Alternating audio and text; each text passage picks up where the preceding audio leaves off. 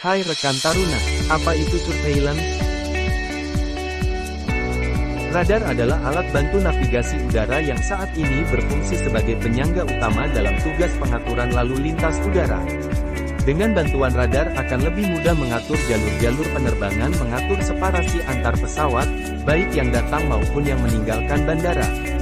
Fungsi radar, mendeteksi benda-benda tertentu di angkasa agar diketahui jarak, posisi, apakah bergerak ataupun diam. Bergerak yaitu, pesawat terbang dan awan. Tidak bergerak seperti, tower, gedung pencakar langit, puncak gunung dan lain sebagainya. Primary Surveillance Radar, memberikan informasi adanya target, pesawat, awandel, bagi Air Traffic Controller, ATC, guna mengatur lalu lintas penerbangan.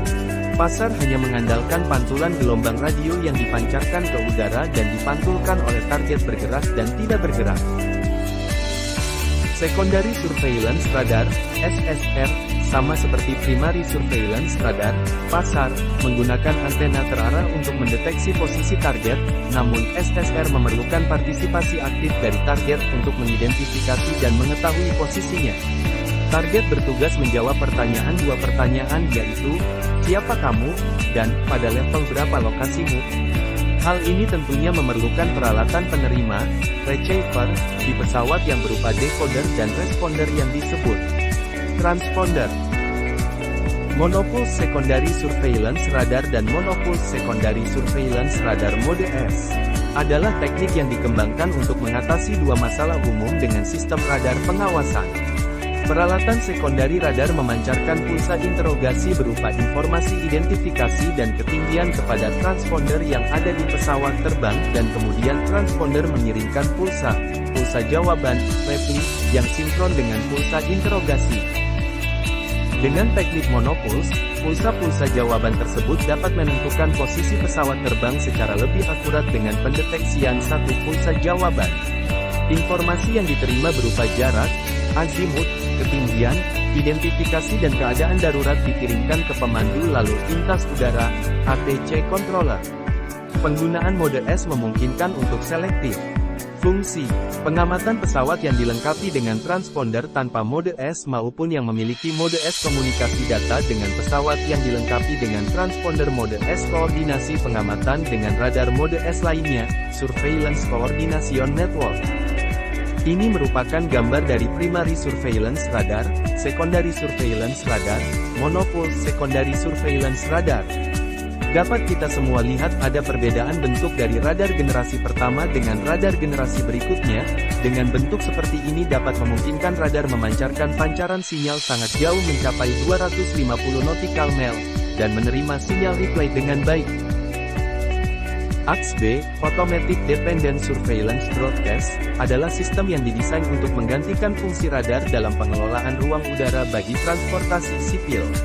AXB merupakan sistem pengamatan, surveillance, penerbangan yang salah satu fungsinya untuk mendeteksi posisi pesawat guna memperoleh informasi, kecepatan, arah, dan informasi lalu lintas udara lainnya, yang fungsinya hampir sama. Radar menggunakan prinsip pulsa interrogate dan reply, sementara AXB mempunyai prinsip kerja yaitu menerima informasi posisi dari satelit GPS, kemudian pesawat memproses beserta data surveillance dan memancarkannya ke segala arah melalui perangkat AXB transponder di pesawat. Pembahasan AXB pernah kita mendengar AXB in dan AXB out, apakah itu?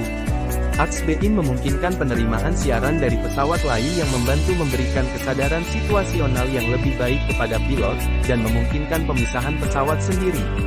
AXB in tidak wajib, tergantung pada kategori pesawat dan juga ruang udara. ADSB out mengacu pada kemampuan pesawat untuk menyiarkan posisinya, dan informasi lainnya ke penerima, baik di darat maupun di pesawat lain. Pesawat yang beroperasi dengan ADSB out membutuhkan transponder mode S dan extended splitter untuk diaktifkan. Agar data dapat diterima oleh pengontrol lalu lintas udara, penerima darat memerlukan. Kemudian ada cara kerja dari ADSB. ADSB menggunakan peralatan di pesawat udara untuk mengirimkan informasi. Sebagian pesawat dilengkapi transponder ADSB, Perangkat ini yang akan menyiarkan informasi tepat setiap setengah detik. Transponder pesawat memancarkan ke segala arah mengenai informasi dari pesawat seperti informasi dari GPS dan informasi identification pesawat tersebut. Lalu data TSB selain dikirim ke ground, juga dikirim ke pesawat lain dan surveillance data processing. Kemudian ground station ADSB akan menangkap informasi dan membagi kepada pengatur lalu lintas udara. Selain ATC, pesawat lain juga dapat menerima informasi ini. Dapat kita lihat berikut ini adalah gambar dari pancaran signal ADSB di mana ADSB menggunakan satelit GPS untuk memancarkan signal ke pesawat, baik dari ground to ground dan ground to air. Kemudian materi selanjutnya yaitu multilateralation. MLAT adalah seperangkat peralatan yang dikonfigurasi untuk memperoleh informasi posisi dari sinyal transponder secondary surveillance radar, SSR, MSSR mode S dan ATSB baik berupa squitter maupun refli menggunakan teknik time difference of arrival, TDOA. TDOA merupakan perbedaan waktu relatif ketika suatu sinyal dari transponder yang sama diterima oleh beberapa stasiun penerima yang berbeda. MLAT merupakan aplikasi pengamatan yang akurat dalam menentukan posisi pancaran, sesuai dengan identitas data, octal code, aircraft address or flight identification, yang diterima oleh sistem ATM. Multilaterasi juga dapat digunakan untuk pengawasan lalu lintas darat, aerodrom, dan udara. Sensor MLAT, pemancar, penerima, dapat ditempatkan di dalam batas bandara untuk pengawasan darat, di dan dekat bandara untuk memantau lalu lintas kedatangan dan keberangkatan atau di area yang diperluas, di mana radar konvensional tidak praktis atau tidak memungkinkan untuk memantau lalu lintas dalam perjalanan. Sistem multilaterasi MLAT menghitung posisi pesawat menggunakan perbedaan waktu kedatangan, TDOA, dari sinyal yang diterima dari mode SSRS, A, C, dan transponder di dalam pesawat.